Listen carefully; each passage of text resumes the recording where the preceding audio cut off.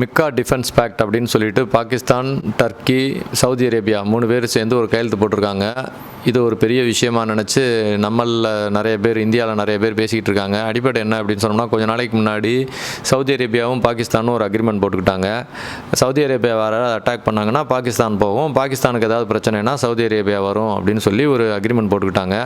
ஆனால் அதுக்கப்புறம் Saudi அரேபியாவை Iran நாடு குண்டு போட்டு நல்லா வச்சு செஞ்சிச்சு. அப்போ பாகிஸ்தான் ஒன்றும் உதவிக்கு போகல. பாகிஸ்தான் நாட்டை இந்த சைடு இருந்து ஆப்கானிஸ்தான்காரனுங்க அடின்னு அடித்து வச்சு செஞ்சானுங்க. அப்போ சவுதி அரேபியா ஒன்றும் உதவிக்கு வரலை.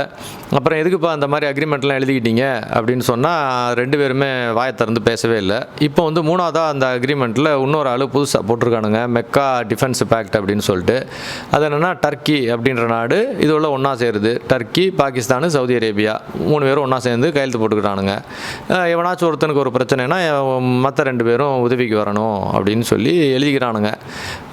எதுக்குப்பா இதெல்லாம் எழுதுறீங்க அப்படின்னு கேட்டால், எங்களுடைய காமன் எதிரி ஒருத்தர் இருக்கான். யார் உங்கள் காமன் எதிரி அப்படின்னு சொன்னோம்னா, ஈரானு அப்படின்றாங்க. என்னடா எங்களுக்கு ஒன்றுமே புரியலையேடா.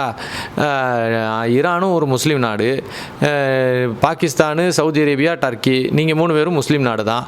ஒரு முஸ்லீம் நாட்டை அடிக்கிறதுக்கு மிச்சம் உள்ள 3 முஸ்லீம் நாடும் ஒன்றா சேர்ந்துக்கிறதாக அக்ரிமெண்ட் போடுறீங்களே, என்ன நியாயம்டா, எங்களுக்கு ஒன்றும் புரியலையேடா அப்படின்னு கேட்டால், உங்களுக்கு புரியாது, நீங்களாம் அப்படி தான், உங்களுக்கு அந்த அளவுக்கு புரிகிற அளவுக்கு உங்களுக்கு மண்டையில் சரக்கு கிடையாது அப்படின்னு சொல்கிறானுங்க.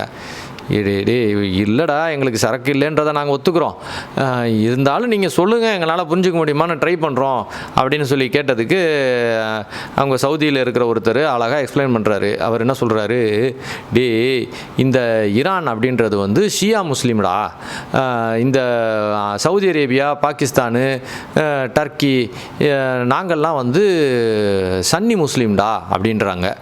என்னப்பா அது, உங்களுக்குள்ளே ஜாதி கீதியெல்லாம் ஒன்றும் கிடையாதுன்னாங்க, உங்களுக்குள்ளே இந்த பிரிவுலாம் இருக்குதா அப்படின்னா, ஆமாம் எங்களுக்குள்ளே இருக்குது. அது மாத்திரம் இல்லை, நாங்கள் எல்லாம் பணக்கார முஸ்லீம்க. சவுதி அரேபியா, யுஏஇ, இந்த துபாய், அபுதாபி, கத்தார் இவங்கெல்லாம் பணக்கார முஸ்லீம்க, நிறைய பணம் வச்சுருக்குறோம், ராஜ குடும்பங்களால் ஆட்சி செய்யப்படுற முஸ்லீம் நாடுகள்.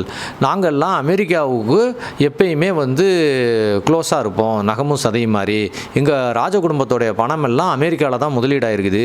அமெரிக்கா விட்டுட்டு எங்கள் ராஜ குடும்பம் எப்படிப்பா இருக்க முடியும், கொஞ்சம் யோசிச்சு பாருங்க அப்படின்றானுங்க. சரி, அவங்க சொல்கிறதும் நியாயமாக தான் இருக்குது. ஆனால் அமெரிக்காக்காரன் இஸ்ரேல்காரனோட கை கோர்த்துருக்கிறானே, இஸ்ரேல் தான் உங்களுக்கு ஆகாதவன்னு நீங்கள் அடிக்கடி சொல்லுவீங்களே அப்படின்னு கேட்டால், அப்படித்தான் வெளியே சொல்லுவோம், ஆனால் அப்படி கிடையாதுப்பா, நம்மளுக்கு என்ன, நம்ம காசு எங்கே இருக்கோ அதான்ப்பா அப்படின்றானுங்க. என்னடா அது அநியாயமாக இருக்குது அப்படின்னு கேட்டால், அதுக்கு அவங்க சொல்கிறாங்க, பதில் அழகாக சொல்கிறாங்க. என்ன சொல்கிறாங்க, உங்களுக்கு தெரியாதா, முஸ்லீம்கள்லேயே பணக்கார முஸ்லீம்லாம் ஒரு ஜாதிப்பா, நாங்கள்லாம் பணக்கார முஸ்லீம்கள்லாம் அமெரிக்கா, இஸ்ரேல் கூட தான் இருப்போம். ஏழை முஸ்லீம்கள் தான் பாவம் விவரம் தெரியாமல் இந்த மாதிரி உடம்புல பாமை கட்டிட்டு குதிக்கிறதுக்கு போகிறானுங்க. அவனுங்களாம் விவரம் தெரியலப்பா. எங்கே பாரு, பணக்கார முஸ்லீம் நாடுகளெல்லாம் பாரு, யாராவது ஒருத்தவங்க அமெரிக்காவுக்கும் இஸ்ரேலுக்கும் அகேன்ஸ்டாக இருந்திருக்கிறாங்களா? காசாவில் அத்தனை லட்சம் பேரை கொண்டானே, ஏதாவது ஒரு பணக்கார முஸ்லீம் நாட்டிலேருந்து ஒரு சவுண்டாவது வந்ததா? அட, ஒரு போராட்டமாவது பண்ணானுங்களா? ஜெர்மனியிலேருந்து சின்ன சின்ன பிள்ளையெல்லாம் ஏதோ ஒரு போட்டில் ஏறி போய் காசா மக்களுக்கு உதவி பண்ணுறதுக்கு போனாங்க. ஆனால் சவுதி அரேபியா அவ்வளோ பணம் வச்சுருக்கு, ஒரு பிஸ்கெட் பேக்கெட்டாக தான் அனுப்பிச்சா? கிடையாது. ஆனால் அதே நேரத்தில் கத்தாருன்ற ராஜா 2000 கோடி ரூபாய்க்கு ஏரோப்ளேனை ட்ரம்ப்புக்கு பரிசளிச்சார்ப்பா. எதுக்கு பரிசளிக்கிறாரு? இந்த காசா ஏலப்பட்ட முஸ்லீம்களை கொல்றதுக்கா ட்ரம்ப்புக்கு பரிசளிச்சாரு? கேட்கணும்லப்பா, ஆனால் கேட்க மாட்டாங்க. ஏன்னா முஸ்லீம்கள் அதெல்லாம் கேட்க மாட்டாங்கப்பா. பணக்கார முஸ்லீம்கள்லாம் ஒரு ஜாதிப்பா, ஏழை முஸ்லீம்கள்லாம் வேறு ஜாதிப்பா. அதனால தான் பணக்கார சவுதி அரேபியா, பணக்கார துபாய், பணக்கார கத்தாரு, பணக்கார அபுதாபி இவங்கெல்லாம் அமெரிக்கா கூடயே கைகோர்த்துருக்காங்கப்பா. அமெரிக்காக்காரங்க இந்த இஸ்ரேல்காரங்களோட சேர்ந்துக்கிட்டாங்கப்பா அப்படின்னு அவர் சொன்னார். அழகாக எழுதி வச்சுருக்கிறாருன்னு வச்சுருக்கீங்களேன் ட்விட்டரில். என்னங்க இப்படிலாம் அநியாயமாக நடக்குது அப்படின்னு கேட்டால், பாவப்பட்ட ஈரானை மாத்திரம் தனியாக விட்டானுங்களாம் சொல்கிறானுங்க. நம்மளுக்கு என்னப்பா தெரியும்? ஈரானில் ஒரு பழைய புஸ்தகம் இருந்ததான். ஈஜிப்டில் ஒருத்தர் எழுதினாராம் 1919 அவங்களுடைய கலீஃப் அப்படின்றது வெள்ளைக்காரன் அழிச்சிட்டானா. 1924 கலீஃபை திரும்ப உருவாக்கணும் அப்படின்னு சொல்லிட்டு முஸ்லீம் பிரதர்ஹுட்னு ஒரு விஷயத்தை உருவாக்கணும்னு சொல்லி ஒருத்தர் எழுதினாராம். அவர் பேர் சையது குதுப்பான். அந்த சையது குதுப் எழுதின புஸ்தகத்திலிருந்து உருவானது தான் இந்த இஸ்லாமிய தீவிரவாத அமைப்புகள் எல்லாமா. அப்துல் நாசர்னு ஒருத்தரான், அவருடைய ஸ்டூடெண்ட் தான் சையது குதுப் ஸ்டூடெண்ட்டு. அந்த அப்துல் நாசருடைய ஸ்டூடெண்ட்டு தான் கோமேனியா, அவர் உருவாக்குனது தான் ஈரானா. அந்த புஸ்தகத்தில் அவங்க கிளியராக எழுதியிருக்காங்களாம். 1924 எழுதின புஸ்தகத்தில் கிளியராக எழுதியிருக்காங்களாம், ஒரு முஸ்லீம் நாடு முஸ்லீம் மத குருவால் மாத்திரம்தான் ஆட்சி செய்யப்படணும். அந்த முஸ்லீம் மத சட்டம் தான் அந்த முஸ்லீம் நாட்டுடைய சட்டமாக இருக்கணும், அதாவது சரியா சட்டமாக இருக்கணும். இந்த ராஜ குடும்பங்களால் ஆட்சி செய்யப்படுறதெல்லாம் வந்து இஸ்லாமிய சட்டத்துக்கு விரோதமானது. அதனால் இந்த ராஜ குடும்பங்கள் எல்லாத்தையுமே வந்து நம்ம அகற்றணும் அப்படின்னு சொல்லி அந்த புஸ்தகத்தில் இருக்கான். நான் அகற்றணும்னு சொன்னால் அது வேறு அர்த்தத்தில் இருக்குது, என்னால் அதை டிவியில் சொல்ல முடியாது. அப்போ அந்த மாதிரி அந்த புஸ்தகத்தில் இருக்குதான், அப்படி எழுதி வச்சுருக்கிறாங்களாம், சொல்கிறாங்கப்பா. அதனால இவங்க எல்லாம் ராஜ குடும்பங்களுக்கு, இந்த ஈரானை சார்ந்த அந்த கலிஃபாக்கள் எல்லாமே வந்து இந்த ராஜ குடும்பங்களுக்கு விரோதியாக தான் எப்பயுமே செயல்படுவாங்களாம். ராஜ குடும்பங்களுக்கும் இது தெரியுமா. அதனால தான் அந்த ராஜ குடும்பங்கள் என்றைக்குமே இந்த இஸ்லாமிய கலீஃபு அது இதுன்னு சொல்கிறவங்களெல்லாம் தூக்கி உள்ளே போட்டு ஜெயிலில் போட்டுருவாங்களாம். இவங்க எப்பயுமே அமெரிக்காவுக்கு தான் சாதகமாக இருப்பாங்களாம். இவங்க பணமும் அமெரிக்காவில் தான் முதலீடாக இருக்குமா. இவங்க எப்பயுமே ஈரானுக்கு விரோதியாக தான் இருப்பாங்களாம். இது நம்ம மாதிரி ஆளுகளுக்கெல்லாம் தெரியாதான். அப்போ நம்மளுக்கு ஒன்றும் புரியலையா?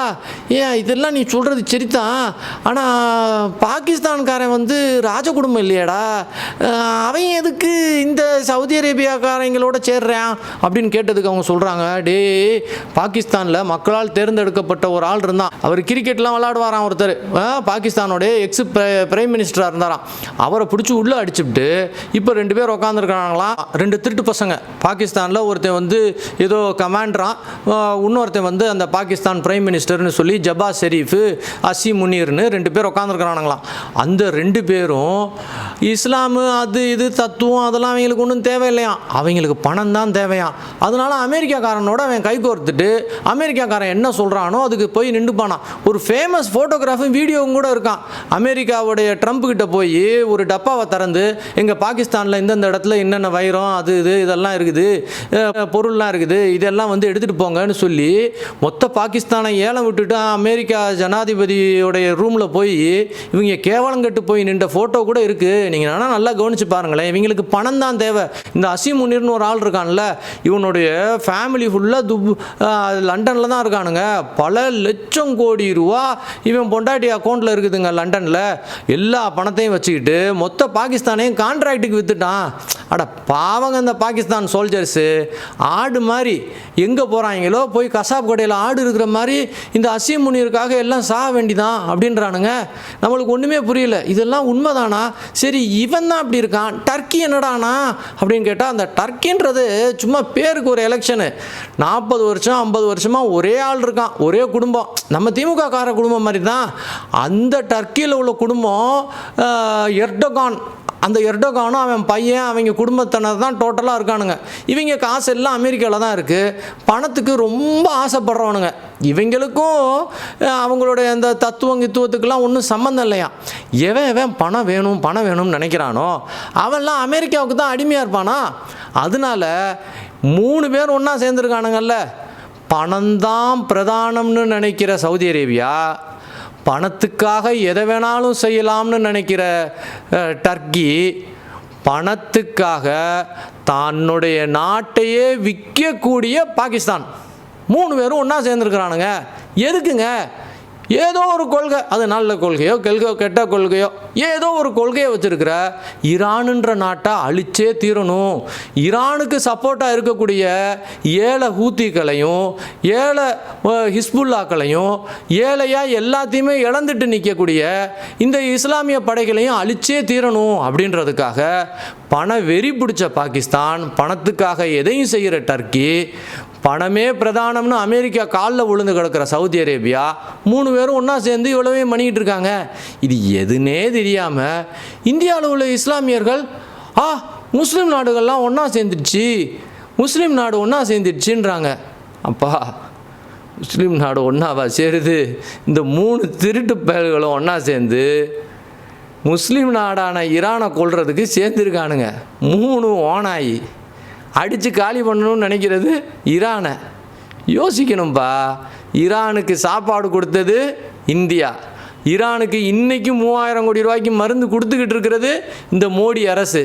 ஈரானுக்கு எல்லா சப்போர்ட்டையும் கொடுத்துக்கிட்டு இருக்கிறது இப்பையும் இந்த மோடி அரசு. நீங்கள் வேணால் திட்டுங்க, யோசிங்கப்பா. நடுவில் திட்டுற போது கொஞ்சம் அப்பப்போ திட்டுறதை நிப்பாட்டிட்டு யோசிங்க. யார் இஸ்லாமியர்களுடைய எதிரி, யார் இஸ்லாமியர்களுக்கு நண்பன்னு இந்தியாவில் உள்ள இஸ்லாமியர்கள் கொஞ்சம் யோசித்து பார்க்கணும்.